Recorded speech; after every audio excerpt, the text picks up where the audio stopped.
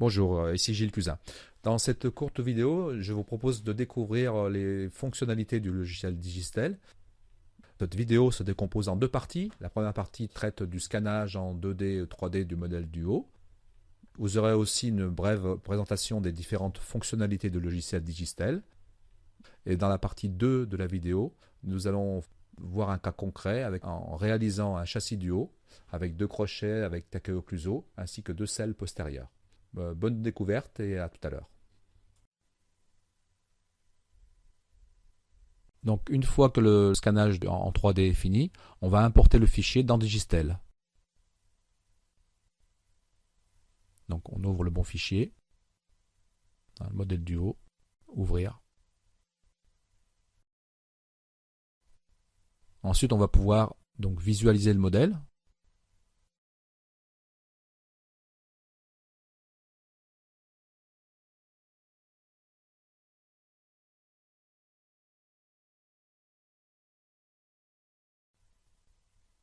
Pouvoir choisir l'axe d'insertion.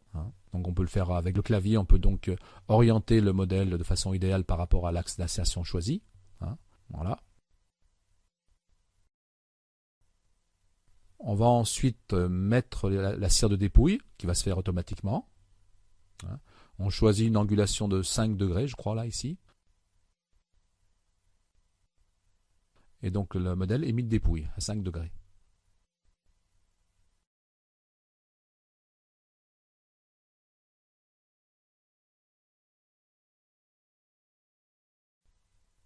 Ensuite, on va visualiser les zones rétentives.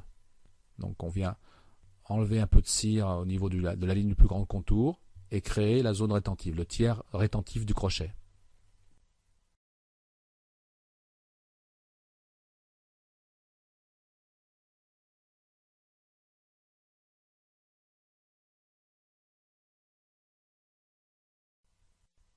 Ne pas hésiter à faire tourner le modèle et à zoomer de façon exagérée pour avoir vraiment tous les détails de travail. Par exemple ici, la pointe du crochet, on voit qu'on passe sous la ligne du plus grand contour.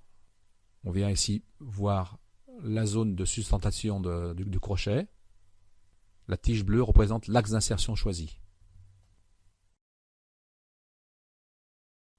On choisit le premier crochet, ici un crochet de 1,5 de large, et on vient le positionner avec la souris. On peut choisir un crochet régulier ou un crochet qui s'affine vers la pointe.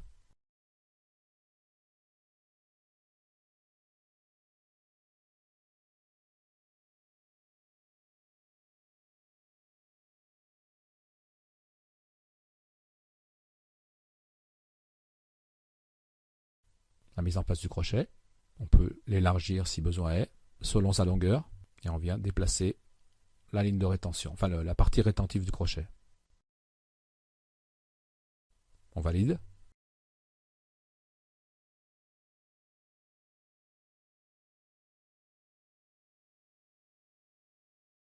On choisit un autre crochet pour la prémolaire et on vient le déposer.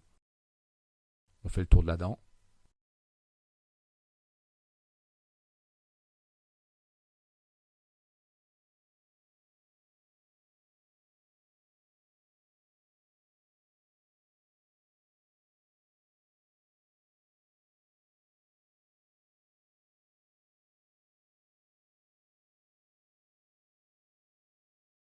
Et le crochet est apposé.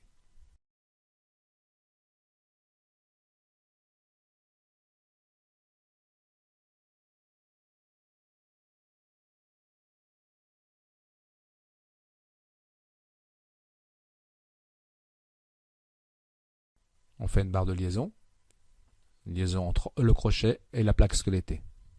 Et on vient le relier au crochet. On choisit aussi l'épaisseur, enfin la hauteur de la liaison, ici 1,5 mm. On valide. On peut aussi dessiner un taquet occlusal, tout simplement en le délimitant avec la souris et en cliquant. Et on vient le relier au crochet. Voilà, le taquet occlusal est créé.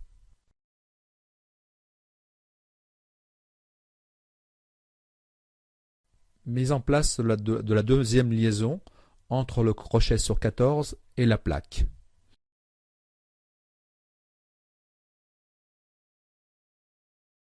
Donc la section a été choisie et on peut donc effectuer le travail. Donc on n'hésite pas à zoomer sur la zone concernée et avec la souris on trace la potence. Une fois que la potence est en place, on met en place le taquet occlusal qui sera donc positionné entre la dent 13 et 14.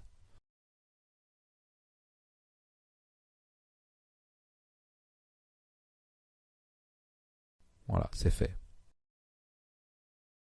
Ensuite, on va exécuter le dessin de la plaque.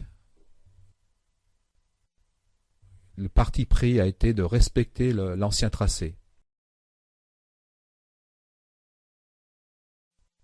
On voit qu'on n'hésite pas à faire chevaucher le dessin de la plaque avec la liaison sur la potence. On n'hésite pas à zoomer, on voit bien que le tracé de la plaque va prendre place largement sur la liaison.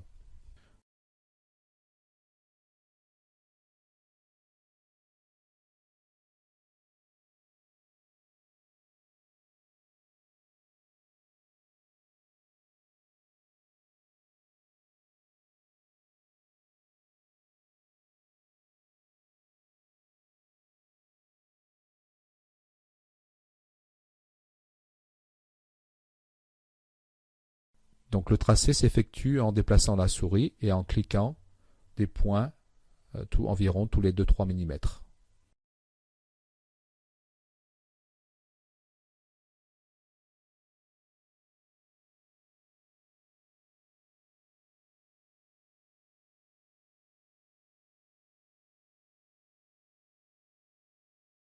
Voilà, le tracé de la plaque est fait. La préforme granitée est appliquée sur le modèle virtuel. Donc il y a un choix de différents granités ainsi que différentes épaisseurs. Ici c'est 0,6 et granité numéro 3. On fait ensuite le choix de la ligne d'arrêt triangulaire. Donc dans ce cas-là, c'est une finition de 3 mm de haut sur 2,5 mm de large.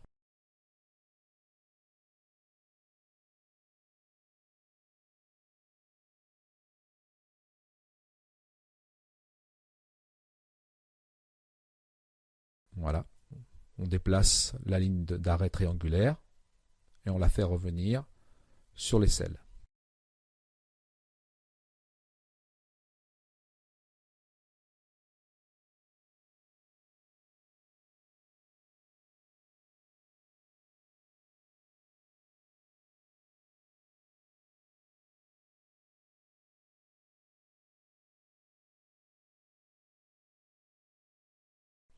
Ensuite, on dessine les selles prothétiques.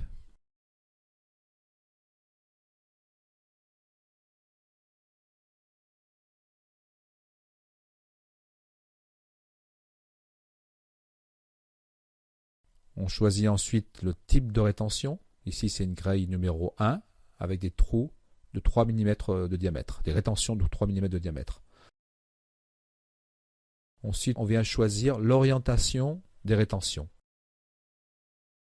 Il suffit de faire tourner d'un dixième de tour pour pouvoir mettre les rétentions dans l'angle optimal choisi.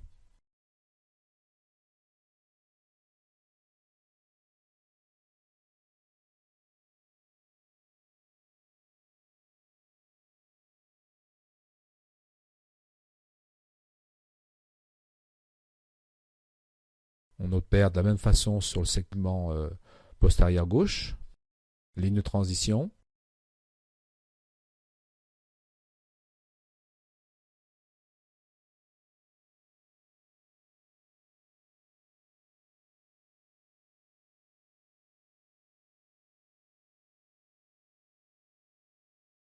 Et ensuite dessin de la grille de rétention.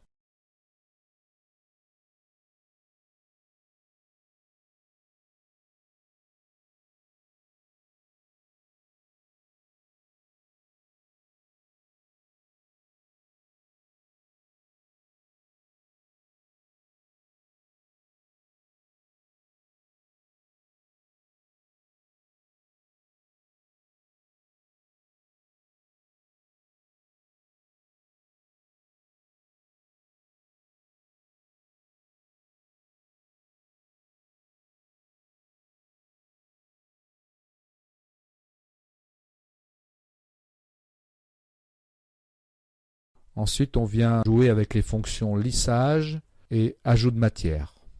Donc on ajoute de la matière au niveau de la base de la ligne d'arrêt.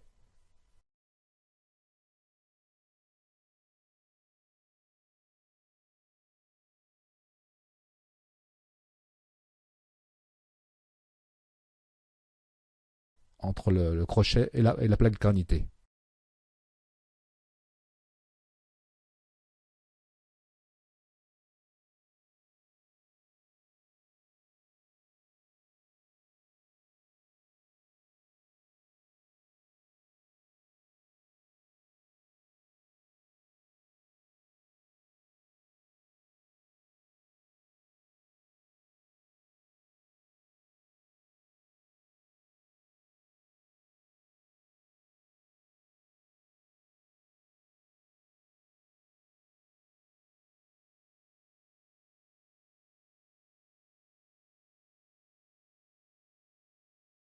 On ajoute aussi de la matière au niveau du taquet occlusal.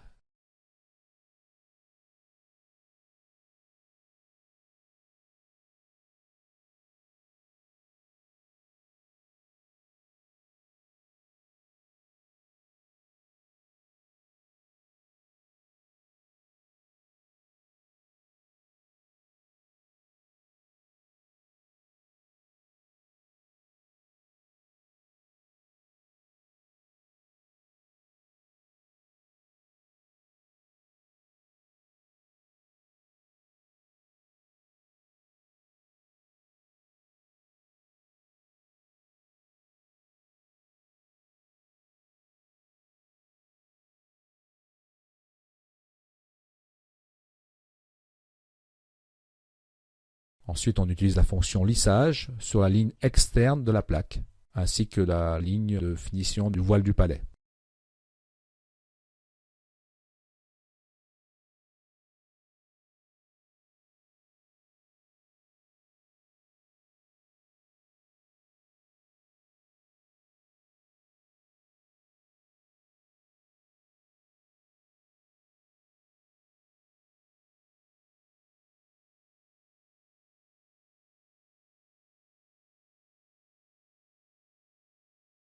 On procède de la même façon du côté droit, toujours fonction lissage, pour avoir une ligne de finition très fine et parfaitement adaptée au modèle virtuel.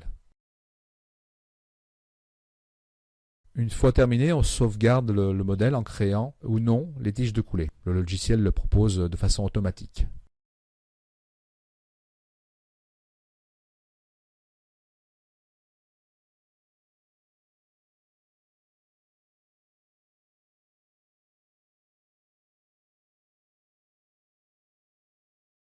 Le logiciel fusionne les éléments du châssis et donne un rendu de la plaque après polissage.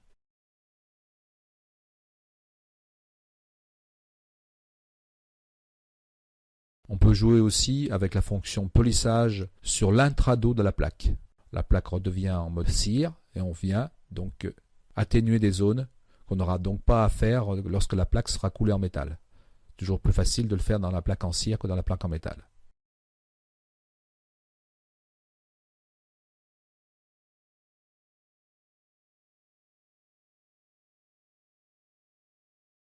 Ensuite, on va enregistrer le fichier en format STL. La plaque ainsi créée peut être usinée en interne au laboratoire ou envoyée dans un centre de production. Cette production peut être assurée soit grâce à une imprimante 3D ou à un usinage matériaux tendres. Voilà, je vous remercie, c'était Gilles Cusin. À bientôt pour une nouvelle vidéo.